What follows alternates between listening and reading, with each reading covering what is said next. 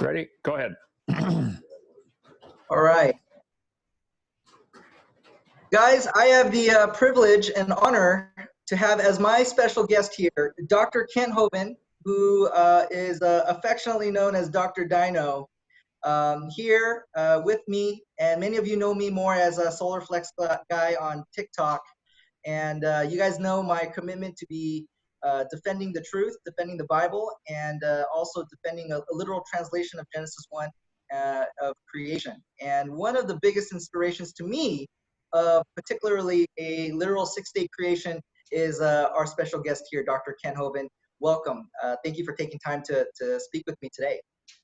Well, thank you for having me. We're in a rainstorm in a metal building, so maybe a little noise here, but it's an honor to be with you. Oh, well, I'm glad you guys can make it even with the rainstorm, and hopefully it won't be a problem. One of the reasons why I was finally compelled to reach out to you, Dr. Kent Hovind, was because I just started this TikTok thing that I didn't know was going to turn into ministry until maybe just a month ago. But I've been doing this for only about 3 or 4 months. I've already got about over 7,000 followers, which, you know, in the big scheme of things isn't a huge amount, but you can see it's growing pretty quick. And I started getting into these crazy debates with all these unbelievers and atheists and scoffers, you know, just when I was just posting truth on TikTok. And many of the Christians, of course, love it. They like it and they comment and they say nice things, but they say some crazy stuff sometimes.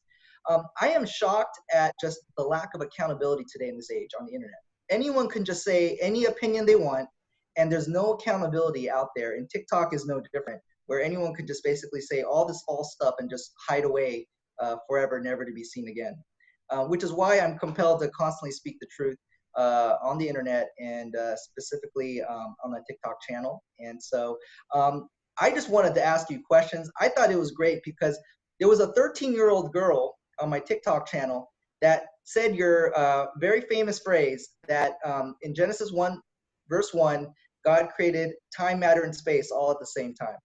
And she was basically making a point that evolution is impossible, right? And I remember you coined that phrase as well, and you're kind of famous for it because everyone started commenting that was actually Dr. Kent Hovind. In fact, I think I got about 50 comments of people correcting the girl who thought that she didn't give proper credit to you. And so that's what compelled me to say, you know, maybe I should reach out to Dr. Kent Hovind and see how he's doing and what's he been up to, and maybe he can actually directly address the TikTok followers and audience that I've been dealing with, and bring some credibility to this discussion. And so that's what I thought we'd talk about. Hashtag defend creation. That's what this is about. Okay. Well, why don't we start there? This whole, you're one of your most famous things that is on YouTube is time, matter, and space all happening all at Genesis chapter 1, verse 1. Is that something you invented, or where did that concept come from? Because I rarely hear anybody ever explain that particular verse, particularly the way you do. Well, I don't know that I can claim that original with me, probably from Henry Morris, or one of the great founders of the early creation ministries earlier in the last century. There have been some I'm standing on the shoulders of giants in that case. Dwayne Gish was fabulous, but I was doing a debate against 3 professors at once at Embry-Riddle University. I've had 204 debates now. They asked me to come do a debate at Berkeley, down near you, and I said I'd be honored. I said, but nobody at Berkeley will do it. And they said, all the teachers teach evolution. I said, I know, in front of their students where they have an academic and psychological advantage, but they don't want to take on me because they can't fail me or fire me or frighten me or fool me. I said, do this. Contact the professors at Berkeley and say, would you be willing to debate Kent Hovind on creation evolution? They will say no, I promise you. Write their name down, thank you, Professor Smith, you know, and write the department down and the date they said no. Then, after you've gone through all the professors, run a full-page ad in the Student Voice newspaper saying, come here, Kent Hovind, speak. The following professors refuse to debate him, and list all their names and departments. And he did. 164 professors refused to debate me. So I went and spoke at Berkeley, had a wonderful time. It's a pretty hostile audience out there, but that's all on our website, drdino.com. But they asked me to come do a debate at Embry-Riddle University up in south of Jacksonville, Florida. And there were 3 professors against me. I said, that's fine if I get half the time. So one smart aleck professor said, Mr. Hovind, where did God come from? And I gave a little 3-minute answer that has 65 million views. Where did God come from? Well, Genesis 1:1, in the beginning, God created the heaven and the earth. And heaven is singular, by the way. Most of the new Bible versions have changed it to heavens, and they messed it up. In the beginning, God created the heaven and the earth. 10 words. In the beginning, that's time. There has to be time before there can be matter. There has to be time and space. In the beginning, God created the heaven. That's space. And then he made the earth and matter. See, if you had matter before there was space, where would you put it? If there was matter and space but no time, when would you put it? So they have to come into existence in that order: time, space, and matter. In the beginning, there's time. God created the heaven. There's space, and the earth, matter. Each of those is also a trinity. Time has 3 dimensions: past, present, future. It is not possible to have just one of them. As soon as you create one, you automatically create all 3. Space has 3 dimensions: length, width, and height. It is not possible to have just one of them. There's no such thing as one-dimensional or two-dimensional space. If you have two-dimensional space, and I taught geometry for 15 years, they say, well, a circle, hold it, a circle is not two-dimensional. If you draw it on the paper with a pencil, the thickness of your lead just turned it into a cylinder. So a circle is purely imaginary, and we use imaginary constructs all the time: circles, triangles, pyramids, etc. A pyramid would be 3D. But in the beginning, there's time. God created the heaven, there's space, and the earth. And matter also has 3 dimensions: solid, liquid, gas. Plasma is just a hotter gas with the electrons driven off, but really it's still in the gaseous stage. So there has to be 3, each of those, a trinity of trinities in just 10 words. And the God who created them, time, space, matter, has to be outside of them. The guy who created this computer is not in the computer. He's not running around changing all the numbers on the screen. He's outside of the computer. God is outside of his he's not limited by his creation, is what it amounts to. We are limited by time, space, and matter. Time is the big one that bothers me, because have you ever wished you could go back just 5 seconds and undo the dumb thing you just did? You ever had one of those moments? Oh, Okay. yeah. Well, I'm married, so that happens a lot. Yeah. You understand. So, undo the last thing you just said. Like, we are stuck in time. God is not. This is not 2020 in heaven. God is right now standing at your funeral, which is a stunning concept to think about. He is in all time at the same time and unaffected by time. God is in all places at the same time. He's right now in California with you, and he's right now in Lenox, Alabama with me, and he's everywhere. So God is not affected by time, space, or matter. We are. And once you get that, and you see, the evolutionists are always asking questions like, where did God come from? Well, just the question is invalid. Where, that involves a place. Did God come, that involves movement to a new place, come from? That assumes a God that is limited by time, space, and matter. God's not limited by those. The question is invalid. It's like asking, why are elephants orange? They're not orange. So invalid question. So where did God come from is an invalid question. Go ahead. Well, that's great. Would you disagree? There was another pastor who took a slightly different take on it and said that it was 4 things: energy, time, space, and matter, and saying that God's creation of it. I mean, would you agree with that interpretation as well, or how would you do that particular interpretation? I would agree mostly. Most physicists think energy is just another state of matter. You burn the log and you change it into light energy and heat energy, but it all came from matter. So I think that'd be splitting hairs. It wouldn't be worth arguing about. But yeah. I'll give that. If you want to split that hair, go ahead. To me, time, space matters enough.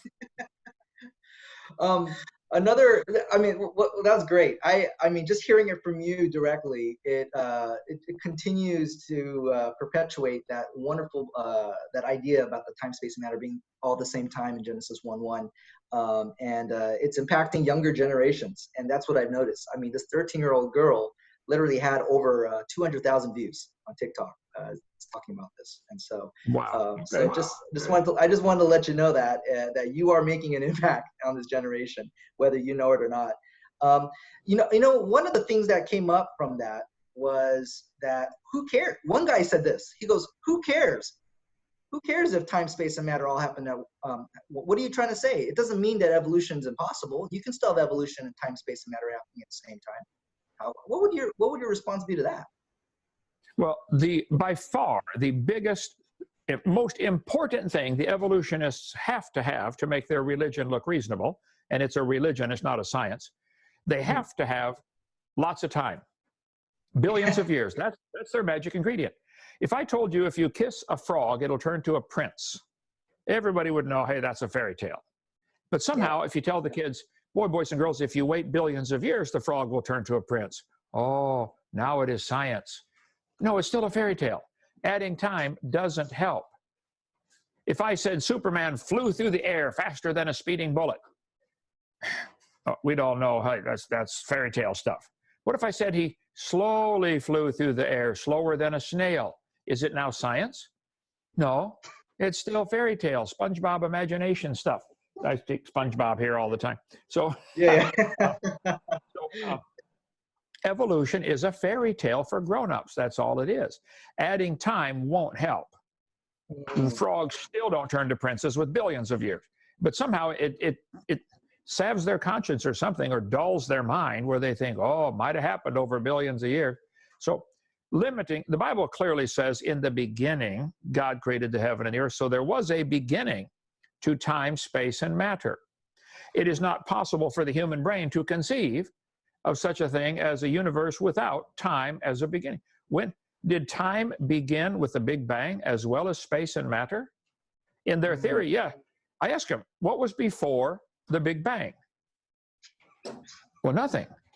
How long did the nothing exist? Oh, there wasn't even time. See, they have to go back and rely on Christian principles. God created time, space, matter. Oh, yeah, and those are just great points. So one of the counter arguments, and this is what's great about this interaction with you, Dr. Kevin Hovind, because these are some of the counter arguments that I heard, is that even with the evolution being a theory, okay, because that's one of my things I was saying, that it takes faith to believe in evolution, because there was no scientist actually present at the beginning to measure or gather data or monitor the situation. So you're basically assuming all these scientific laws today are behaving exactly in the same manner in eternity past. That's one of my arguments that I've been trying to make. And they come back and say, okay, evolution is a theory, but so is the Bible. So is God. So how would you respond to that? Well, if they say that, and they quite often do, they say, well, can you prove the existence of God? Can you prove the Bible, etc.? I say, okay, well, just so we understand, we're on the same level here. I cannot prove scientifically God created the heaven and the earth. You cannot prove scientifically that evolution did it. So how come all of us are being forced to pay for your religion to be taught? That's how I come back on that, and it usually shuts them up. Oh, because it's science. I say, no, it's science. I love science, and evolution has nothing to do with science. Beer is often sold at football games. Beer has nothing to do with football. And beer does not become athletic by association with football. Even by continued association for thousands of years, it still is not athletic. It doesn't make you a better football player. It's got nothing to do with it, but it's been so thoroughly mixed in with football that people think, oh, well, you got to have a beer when you go to the game, like it's connected. And people somehow think evolution has become part of science because it's been so thoroughly stirred in with science. No, it's not. It's a poison mixed in with good food, like they do for rat poison. To kill a rat, you don't give a rat a bowl of poison. He won't eat it. You give him 99.995% good food and a couple drops of poison in there, and it's enough to poison the rat. Evolution is not part of science. It's a religious belief. I don't care if people believe it. That doesn't bother me. You can believe anything you want. But they shouldn't force all of us to pay for their religion to be taught. So that's how I respond. And thinking people can see clearly, boy, he is right. Why don't we teach science in science class? And forget the origins. Origins is outside of science, whether it's thousands of years ago or millions of years ago. In biology class, you can or anatomy class, teach the kids the bones and the muscles. Okay, boys and girls, this is biceps, triceps, flexors, extenders, radius, ulna, carpals, metacarpals, phalanges. Teach them the bones and muscles. That's got nothing to do with origins. And if a kid says, but how do we get them? Oh, we don't know. Doesn't matter. We got them. So let's learn the names. There is no doctor on the planet that thinks about evolution when he does surgery. He just better know his anatomy, okay? Doesn't matter. So even if evolution were true, it's not part of science. it requires so much faith to believe in evolution. I totally agree with you. And the fact that it's being taught in public schools, and my children do go to public school. I know that's controversy in itself, but they do. And but I'm one of the active fathers that are engaged in my children's life, and I teach them evolution beforehand before it's ever mentioned in the classroom. And I teach Good. them and I prepare them. Yeah, and I prepare them. I go, this is what they're going to say. This is why they say it. The teachers aren't allowed to talk about God in school because of the separation of church and state. So Stop right there. First, yes, they are. 2 states passed laws requiring creation to be taught. The Supreme Court struck that down and said you cannot require that it be taught. They never said you cannot teach creation. They never said you cannot teach the Bible. There's never been a court case that banned the Bible from schools. They banned mandatory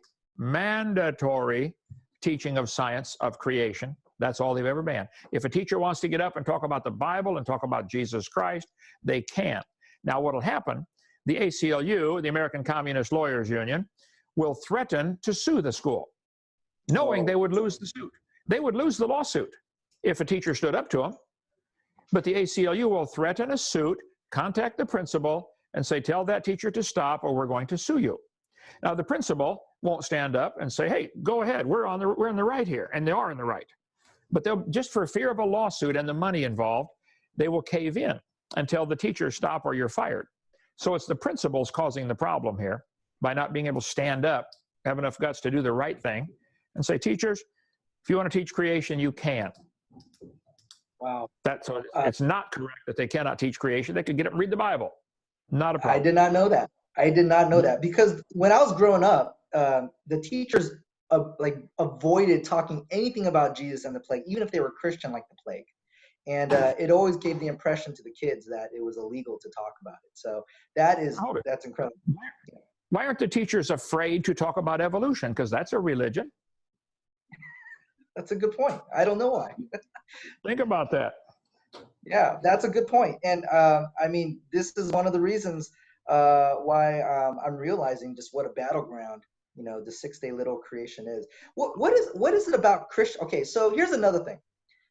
Many, there were obviously Christians who agreed with me. I got over 3,000 or 4,000 likes on, I went to one of the zoos, okay, and I respectfully corrected the person who was trying to explain that the dinosaurs are millions of years old and all these things. And I just respectfully told them, actually, the Bible teaches, the earth is about 6,000 years. It's not millions of years old. And I posted a video on TikTok about it, and it got pretty big reception, lots of views on it. But I was surprised at how many Christians were trying to correct me. I mean, they're saying that why can't it be evolution and creation at the same time? And I had my way of dealing with that. But I was wondering, how would you respond to that? Well, I point out there's a couple things you need to consider. Jesus said very clearly the creation of Adam was the beginning. Matthew 19:4, Mark 10:6. Was Jesus lying? Was he stupid? Or could he have been right? Was the creation of Adam the beginning? The biggest picture of all that people completely miss, like the elephant in the room, if creation is true, man brought death into the world. Death is an enemy. Death is bad. It's harmful. It hurts people. People die. Animals die. If evolution is true, death is the hero. See, if evolution is true, death brought man into the world. Millions and billions of animals had to die so we could be the improved species. If evolution is true, one animal evolves a little better than the rest and gets a mutation, okay? What has to happen to the rest of them now to make this work? They've all got to die. So evolution is a religion of death. Death is the hero. Whereas in creation, death is the enemy, and someday death will be destroyed. Death will be swallowed up in victory. So man brought death into the world, whereas with evolution, death brought man into the world. Why on earth would any Christian with one eye and half a brain cell try to compromise a pretty good Bible with a dumb theory like that? Yeah, and I mean, not only that, we're talking about God who all things are possible. And when Jesus turned the water into wine, it didn't take him millions of years to do it. Obviously this is in capability of God's hands. Why is this, something that they push back on is crazy. But you just touched upon another topic, and this is a little bit of a side topic. Obviously, when the Bible says the beginning in Genesis 1, it's talking about the beginning. There's no gap theory here, and you're familiar with that gap theory between Genesis verse 1 and verse 2, that there could have been thousands of years or even a million years between those two verses. And I don't know, what's your response to that? Because that's been going around too as well. Well, I covered that on my video number 2 of my seminar series, which is 18 hours long. They get the whole series for 50 bucks. Yeah, get the whole series for 50 bucks from drdino.com. The gap theory was invented in the early 1800s when some people started teaching the earth is millions of years old. Christians panicked because if you add up the dates in the Bible, it's very clear you're going to get about 6,000, 4,000 BC. It says That's Adam right. was 130 when his son was born, and that boy was 105 when his son was born. Genesis 5. Add up the numbers. It's not complicated. And it comes to about 4,000 BC. So when some people started teaching the earth is millions of years old and later billions of years old, some Christians panicked and said, we got to figure out a way to put millions of years into here. Let's put a gap between the first 2 verses, which is dumb. Okay? Yeah. At the end of verse 5, God said it was the first day. Well, was it the first day? At the end, all through Genesis 1, he talks about the first day, the second day, the third day. Then in Exodus chapter 20 in the 10 Commandments, God told Moses, he wrote it on a rock with his finger. God said, Moses, tell the people I want them to work 6 days and rest 1, the Sabbath, because I created everything in 6 days and rested 1. Good point. How does the gap theory fit into that? There are 2 compromise positions Christians came up with in the early 1800s. Both of them are evil and pagan. One is the gap theory. The other is the day-age theory. Maybe each of those days are billions of years. I say, Yep, that was my next question. God made the plants. He made the plants on day 3. He made the sun on day 4. Yeah. How them plants going to survive for millions or billions of years with no sun? Think about it. Great point. That's a great point. Yeah. But they always use that verse out of context, right? In was it 2 Peter? A day is like 1,000 years old, 1,000 years, and 1,000 years is like a day to the Lord. And I mean, there's no justification for this type of allegory to be used, right? Right. Well, 2 Peter 3 and Psalm chapter 90 both say that a day is like 1,000 years, and 1,000 years is like a day. Okay. It says 1,000, not million or billion. First of all, neither one of those passages are talking about the creation. They're just simply pointing out that God is not limited by time like we are. A day is like 1,000 years, and 1,000 years is like a day to him. He's not stuck in time. We are. I think there might be a little allegory there that maybe God is saying those 6 days of creation represent 6,000-year blocks of human history, and then it's over. And then there's a 1,000-year reign of Christ called the millennium. I wrote a book about that called What on Earth is About to Happen, for heaven's sake, where I go through what the Bible teaches about the future. It's on our website, drdino.com, but it looks like God's working on a 6,000-year calendar until he comes back, and I've got all kinds of charts and graphs on that. I suspect Jesus was probably crucified in the year 28. We know our calendar's off. This is not really 2020 from the birth of Christ, because he was born in 4 or 5 BC. Our calendar's messed up. But why would we start our calendar from the birth of Christ? What did that change? It's the resurrection that really changed things. So if we started our calendar from 28, and God is working on some kind of big calendar, which I think he is, he'd be coming back in 2028. Now, I'm not setting a date. I don't know, but I suspect 2028 is the coming. And there's going to be a 7-year period of tribulation before that. I used to teach we get raptured out before the tribulation, the pre-trib. Right. That's a popular view now. Yep. It's wrong. I believed it for 40 years and taught it. The Schofield Bible teaches it. It's got to be true. Yeah, no, it's not. Schofield Bible is big on that. Yep. That's what this book is about. We're here for the tribulation. We're raptured out before the wrath of God falls. See, wrath and tribulation are different. Tribulation is what the world does to us. Jesus said, in the world ye shall have tribulation, John 16. But First Thessalonians says, my children are not appointed unto wrath. See, wrath is what God does to the world. We won't be here for that. Tribulation, we're going to face it the whole 7 years. Wow. I can ask you a lot more questions about that, and maybe on a different program, because I love talking about that stuff. Your channel, go for it. Yeah. Maybe I might save a couple questions after this, but let's continue on the carbon dating. Okay, so so people who aren't, familiar with science, when someone just throws out carbon dating has proved that, the Earth is at least millions of years old. It's hard to defend or even say anything because we don't, we're not science people. But you are science. You are a science person. You started out as a science teacher, I believe. You know this stuff pretty well and understand it. Has carbon dating disproven the Bible's creation account? Absolutely not. In my video number 7, which is actually 5 hours long, 2 different DVDs on questions and answers, I give a long answer to the carbon dating question. Here's the slides I use on that. And people can get all my slides if they want to do what I'm doing on a thumb drive for like $100. Just call 855-BIG-DINO, like a big dinosaur, extension 1, and say, I want to order all the slides. But fossils are actually dated by the geologic column, by what position they're found in.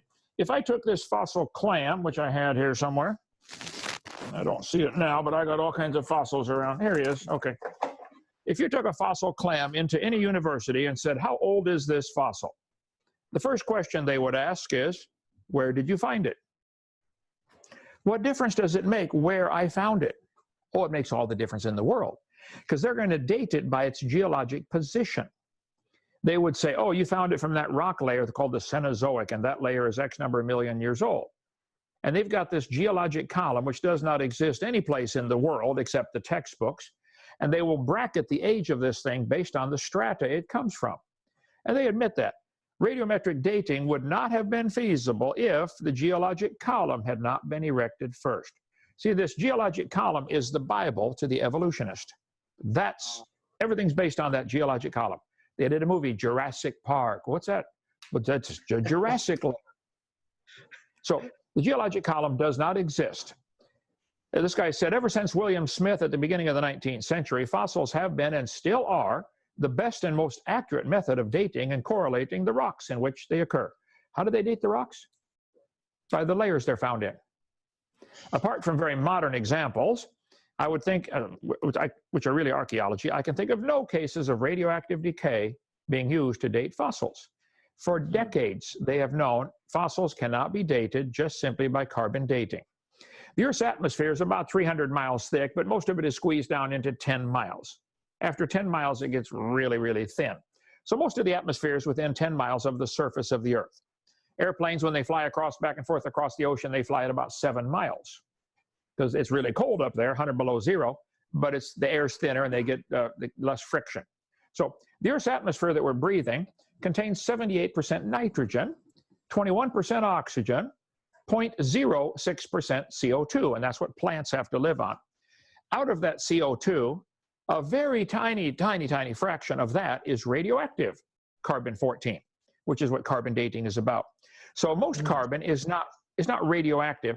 Radioactive carbon, you can put a Geiger counter next to it and you hear it go click, click, click, like in the movies, oh, it's radioactive. Well, that means it's breaking apart, falling apart, particles are flying off, okay? So the radiation from the sun strikes the atmosphere and it produces radioactive carbon-14. It gets the energy to bounce the molecules around a little bit and create a special molecule called carbon-14. It's extremely rare, but the sunlight is doing that. Willard Libby discovered all this back in '55, shortly after World War II with the atomic bomb. They said, whoa, there's some new stuff being produced here, carbon-14, radioactive elements from the radiation from the atomic bombs. So these carbon-14 is created by the sun striking the atmosphere, and it actually changes nitrogen to carbon-14. I'll show you here. Here's Willard Libby's picture. He invented all this in '55.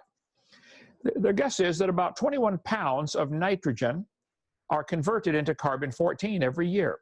This is 21 pounds scattered out over the entire world. So the amount of C14 being produced over your city is probably about real close to zero. Wow. Right? Okay. 21 pounds over the whole world. And keep in mind, 71% of the Earth is water.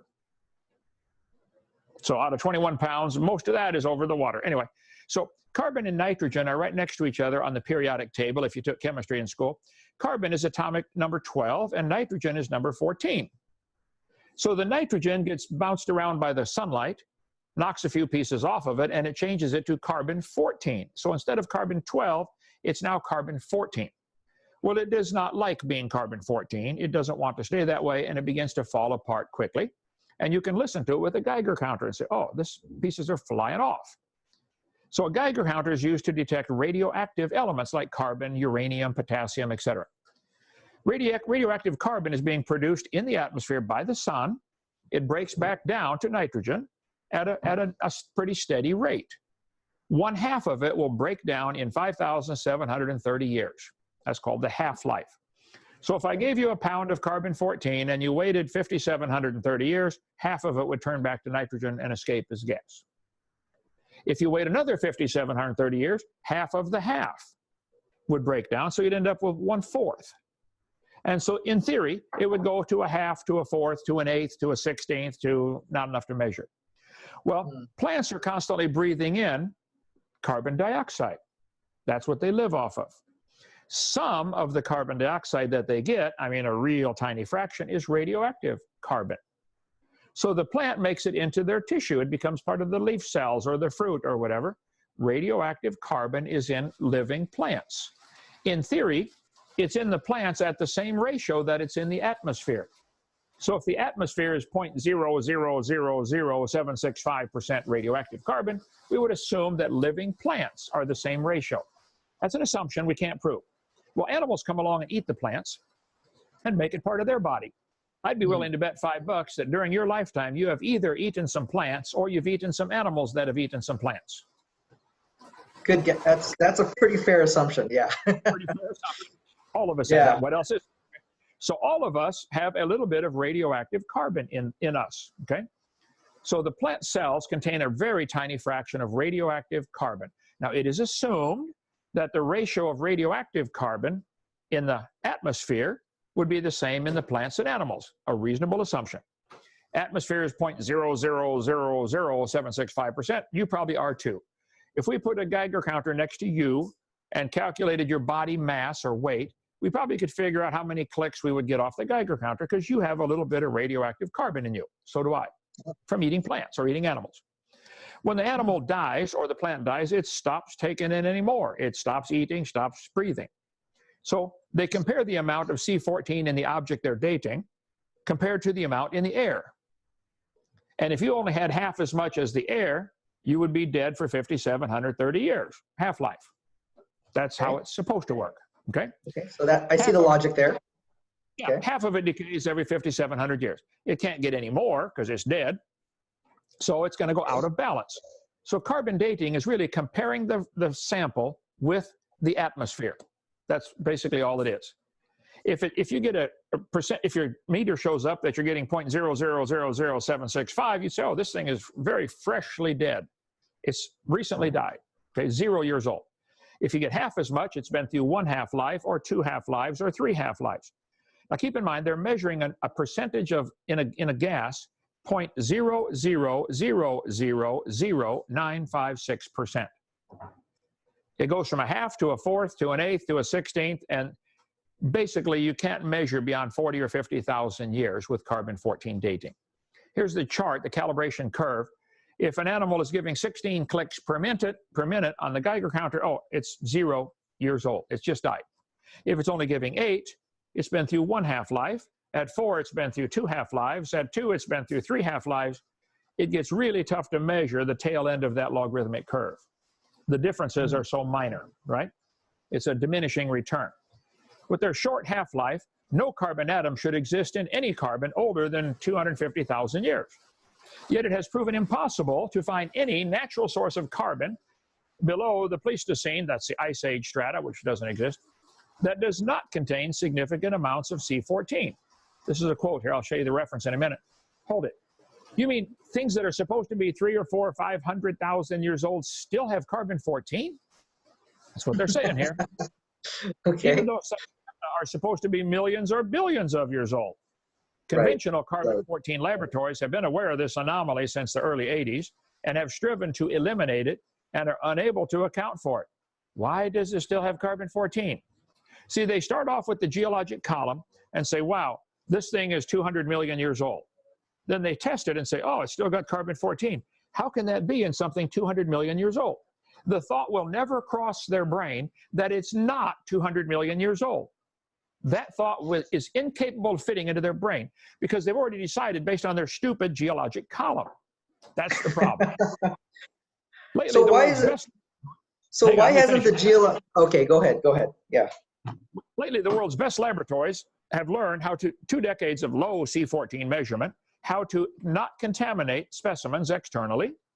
Under contract to creationists, confirm such observations for coal samples, and even for a dozen diamonds, which cannot be contaminated. These constitute very strong evidence that the Earth is only thousands of years old, not billions, from ICR.org. So they're assuming that the rate of, I'll show you the assumptions. If I told you I want you to fill a barrel with water, I give you a hose, I say, hey brother, fill this barrel with water. But I've drilled holes in the other side of the barrel. So while you're putting it in, it starts leaking out. As it gets more full, it starts leaking out a second hole and then a third hole. At some point, you're going to reach a stage called equilibrium. You will not be able to fill the barrel because it's leaking as fast as you're putting it in. Make sense? This is like our atmosphere. The Earth's atmosphere is receiving carbon-14, that's filling the barrel, but it's leaking out through decay. They knew about this problem when they first started developing carbon dating. They said, how are we going to date something when the sun is creating it and it's leaking at the same time? So they did a bunch of studies on that and said, well, it would take about 30,000 years for the Earth to reach equilibrium. All right? So they said, we know the Earth is billions of years old. Mistake number one. Okay. We can ignore the equilibrium problem. Mistake number two. Okay. So you know the Earth has still not reached equilibrium. Radiocarbon is forming 28 to 37% faster than it's decaying. Hold it. If the radiocarbon is forming faster than it's leaving, the Earth is still not 30,000 years old. Wow.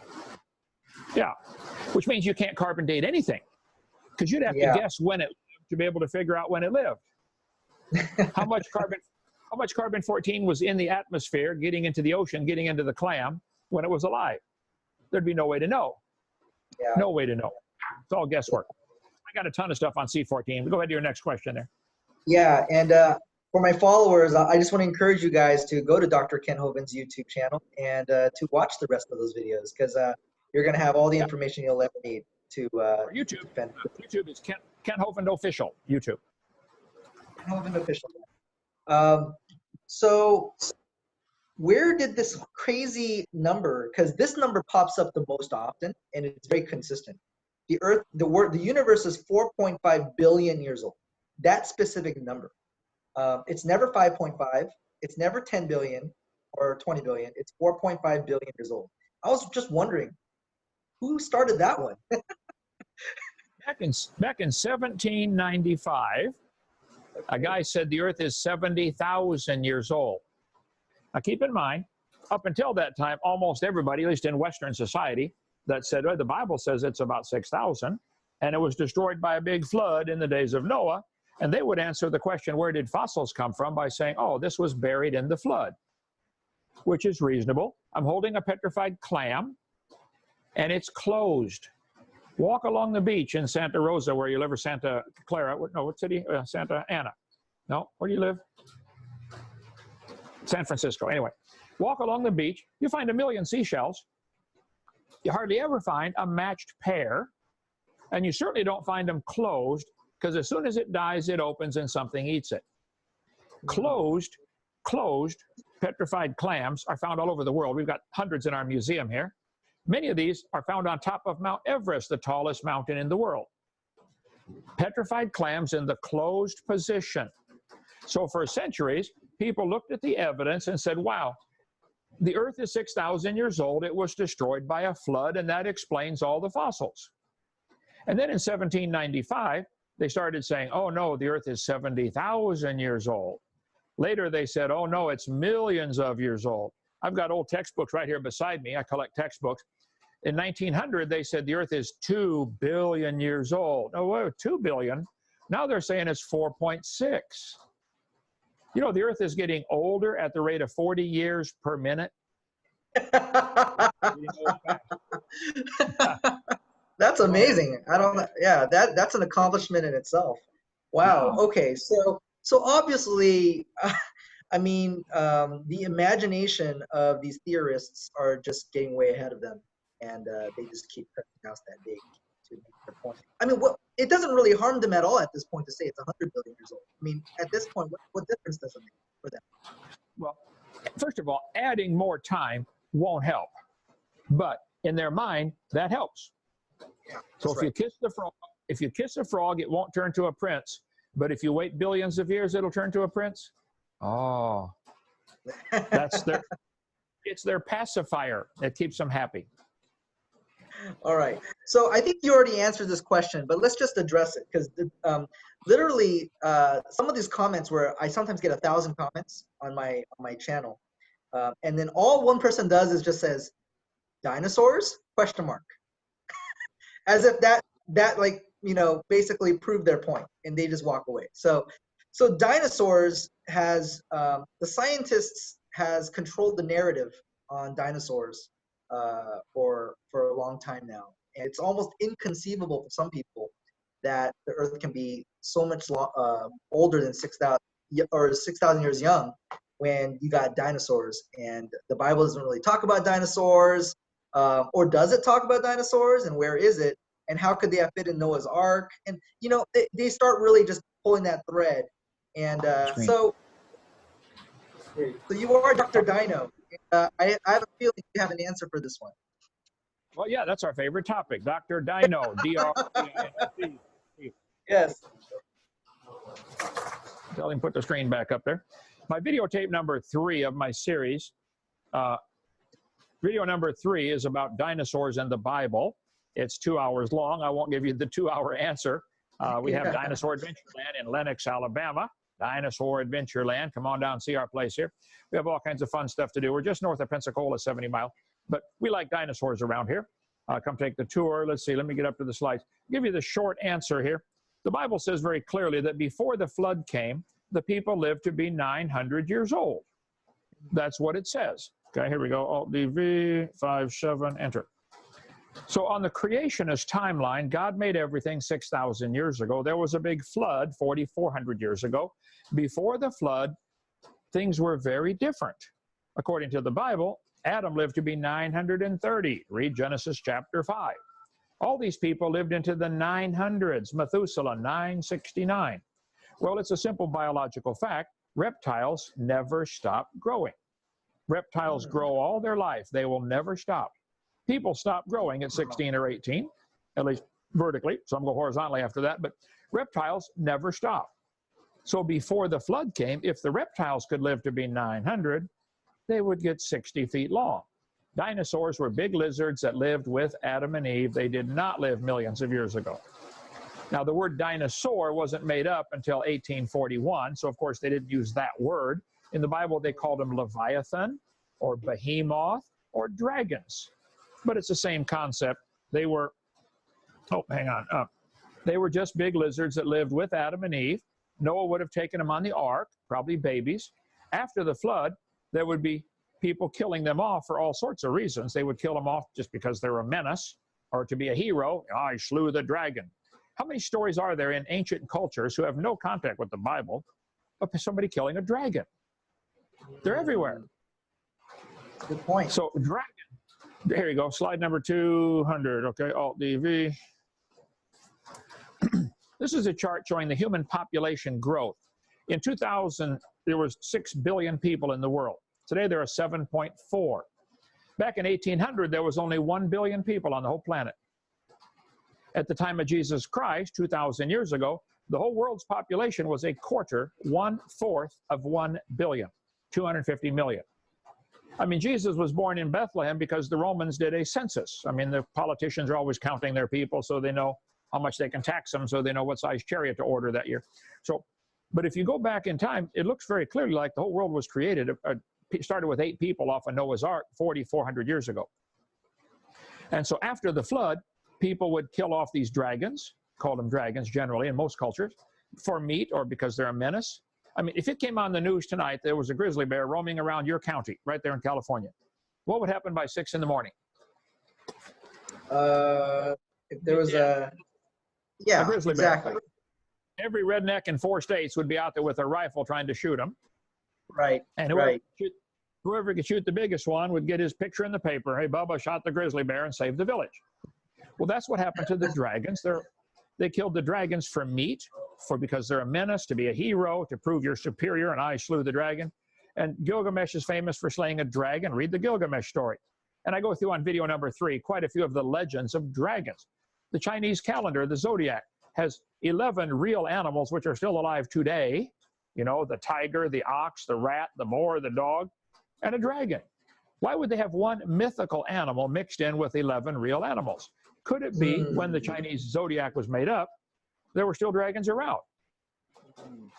Why would they put a mythical animal on here? So anyway, I go through some of the ancient pottery that is found, like this one from Egypt, from about 1800 years before Christ, shows 2 long-necked dinosaurs. Why would they put this on their pottery? Here's a hippo tusk carved with a dinosaur on it. And I go through all kinds of stuff on dinosaurs, even fiery flying serpents, okay? The legends of those things, people that have seen, some people are still seeing them today. I think there are probably some still around, but next question. But so the short answer is, God made everything in 6 days. Nothing died before Adam sinned. Dinosaurs lived with man. They're just big lizards. And people killed most of them after the flood. There could be a few still around, like Congo swamp in Africa, Loch Ness monster, that kind of stuff. But I cover all that on video 3. Okay? Go ahead. Oh, all right. Well, that's great. So essentially, dinosaurs. Okay, so I haven't heard that one before. So reptiles can keep growing. They grow all their life. Kangaroos, by the way. Very few mammals do that, but the kangaroo never stops growing. Wow, I didn't know that either. So, so the only reason reptiles and kangaroos die early is obviously the fall, the curse of sin. And why don't we live to be 900? All kinds of reasons, okay? Everything's different now. The climate is different. Before the flood came, the Bible says there was water above the firmament, Genesis chapter 1. And the firmament, it tells us very clearly, is where the birds fly, Genesis chapter 1, verse 20. So there used to be water above the firmament. I've got a globe here somewhere. I cover on my video 2 what I believe the Bible teaches, that before the flood came, the earth was surrounded by a layer of water or ice, probably maybe 10 miles up, that squeezed all the air down into 10 miles. That ice shield, a couple inches thick, the Jews have always taught it was 2 or 3 fingers thick. That shield of ice would block out UV light, which is one of the things that makes us age. It would increase air pressure, like we're living in a hyperbaric chamber, and I get all that on video 2. And it would make breathing much easier under pressurized air. Go to the top of a tall mountain and try to run a few laps. See how quickly you run out of air, because there's just not enough oxygen. So the earth was just very different before the flood came, and dragons were all over. They were friendly. According to Genesis 1, all the animals were friendly until after the flood came. Yeah, that part's clear to see. And also in the millennial kingdom, we see that the animals are going to become friendly again. Right. So absolutely. So that's great. Let's just go with a couple more questions, because we're hitting about close to an hour now. And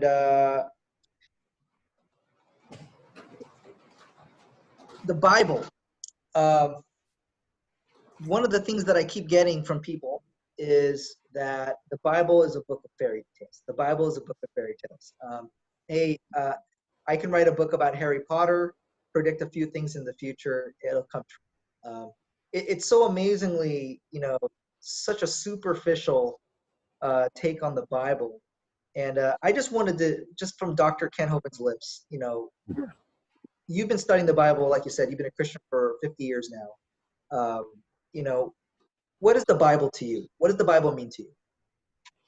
Well, first of all, the Bible claims to be the inspired Word of God. God claims that He wrote it through different men. They held the pen or feather or whatever the case may be, but He told them what to write. It is inspired. I can dictate a letter to my secretary and she types it out. Is it my words or her words? Well, it's my words, put on paper by the secretary. So God claims that He inspired men to write this book. He claims it's perfect. So I tell the skeptics, show me a mistake. Show me a scientific error. Show me any error in the Bible. I've been studying it 51 years. I've done 204 debates now. I'll take on anybody else you can find. I defend the book. I think it is flawless. I think God preserved his words like he said he would. First of all, he's obligated to. If your city passes a law that says the speed limit is 40 on Main Street, okay, new law, speed limit 40, they're required to do three things. Publish it. You can't start giving out tickets for a law that was never published and nobody could have known about it. How do you know about this law? It has to be published in the records. Secondly, it has to be posted. They put up a sign, speed limit 40. Thirdly, it's got to be preserved. If somebody knocks the sign down, you watch, they're out there right now putting up another one because they want to give you a ticket if you break the law and get your money. So if God is going to be the judge one day, like he says he is, it's his problem. He has to publish his word, post it someplace, and preserve it. It's been my very studied opinion that this is exactly where it's preserved in the King James Bible, no less. That's where God said, I'm going to put it right there. He could have put it anywhere he wanted, at least for the English people. I think that's where it is. I'm unaware of any mistakes.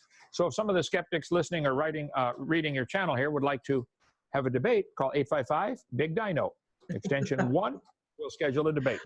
I might know someone, someone who I've been having a talk with, who is really hardened in heart, who is trying to claim that the Bible is perfect in teaching only, but the words are sometimes flawed, or the numbers, or there's numerical errors in the Bible. And it's been a difficult conversation. Yeah. Should I have him call you? Oh, yeah, please do. I'll take on 10, I'll take on 10 at a time. We can do a debate live on my channel or yours. It can be 10 against 1, but I get half the time. Yeah. And we talk about one topic at a time. Does he think there's a numerical error? I would like to see that. I've been studying it for a long time. I disagree. I don't think there are any errors, numerical or otherwise, in that book. Wow. Want me to give you one example? Do you have time to get one they always come up with? Yeah, let's do one more example. Go ahead. Okay. A lot of them will say there are contradictions in the Bible, and I've got a whole section on that. Are there contradictions in the Bible? Let me just get one here. Because I think I've heard most of them. I've done so many debates with these guys about the mustard seed. Is it the smallest? The Bible doesn't say it's the smallest. It says it's the least of the seeds. And it does have the least amount of DNA. Scientific error, let's see. How long did he reign? Here's one they always give. How many horses did Solomon have? Is it 1 Kings chapter 4? It says there's 40,000. 2 Chronicles 9 says 4,000. Well, which is correct? It's 1 Kings chapter 4. Solomon had 40,000 stalls of horses for his chariots and 12,000 horsemen. When you read the same story in 2 Chronicles, Solomon had 4,000 stalls for horses and chariots and 12,000 horsemen. They say, see, mistake in the Bible. Even Henry Morris, Bible that I use and love, he's got footnotes at the bottom that I have to strongly disagree with. I love his book mostly, but some of his footnotes like this one are wrong. He says this is a copyist error. No, Henry, it's not a copyist error. Read them very carefully. Solomon had 40,000 stalls of horses for his chariots. Does that tell me how many chariots he had? No. Nope. Tells me how many horses he had for the chariots. When you read the other passage, Solomon had 4,000 stalls for horses and chariots. Yep. Well, they got extra horses for each chariot in case you get a flat tire. Yeah. They would have 2 or 4 horses per chariot. That was quite common. I mean, they're shooting at each other, the horses are big. They're more likely to get shot by something. So you go back and you swap out in case you get a flat tire. So it would be common sense to have 4 or 10 horses per chariot. The chariot was their tank of the day. You want to keep that thing out there in the battle. Now they're showing Roman coins, 4 horses per chariot. So it's just common sense 101. And 20 mule team borax. You got to have 20 mules to pull the stuff across the sand out there. So this is exactly correct. Solomon had 4,000 stalls for horses and chariots and 40,000 stalls of horses for his chariots. I would defy your friend to show me a numerical error in the King James Bible. I want to see that. That's great. And, you know, I'm a big believer that every single word matters in Scripture, especially when it comes to matters of interpretation. And, you know, that's being attacked constantly. And this particular, you know, I guess you can call him a friend. I mean, he's someone who attends the same church as I do, but he was basically coming to us and basically saying that I don't believe in inerrancy of Scripture. The parable of the minas was one of the passages he brought up, which is actually something that's not really disputed usually, but he brought it up saying that, here you got 10 servants, Jesus giving a mina each, and then one of them made one of those minas into 10, so he has a total of 11. And later on, Jesus says, "Give that one mina back to the one who has the 10." And so it says the 10, which means the 10 the person basically made. But he says it should say 11, and he came back and said that it was an error. So that kind of stuff is happening right now. So it's ridiculous. Here's my prediction. I don't know your friend at all. Yeah. People that are looking for mistakes in the Bible are really looking to get rid of some absolute authority over their life. They don't want God telling them what to do. That's the real reason. No, and we're aware of that, and so we're trying to be as patient and also honest and loving to this person. So I think you made a great point there. So Dr. Ken Hovind, it's about an hour. I know we had a little bit of a late start, and you've done a wonderful job answering these questions. I think it's going to be so encouraging for followers, and I'm going to encourage them to go to your YouTube channel and subscribe, especially for those longer programs where you're going to go a lot more detail and deeper. I just have one last question. This is for my 8-year-old daughter.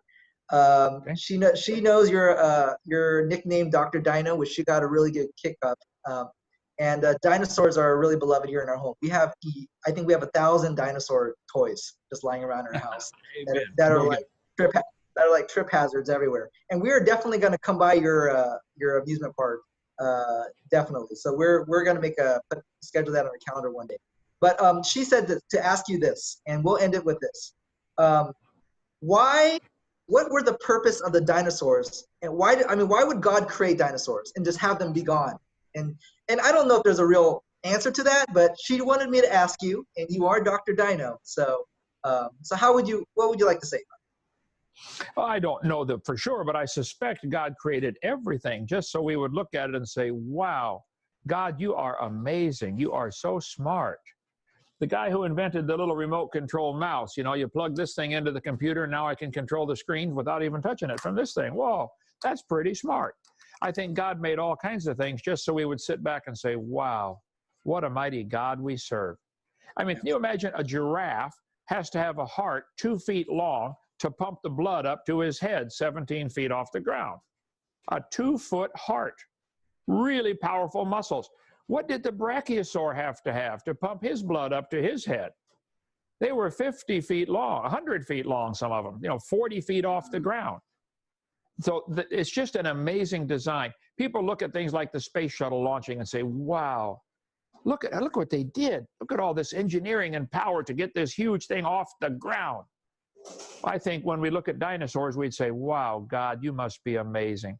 In Job chapter 40, God said to Job, behold now Behemoth, which is almost certainly a brachiosaurus, the tallest one.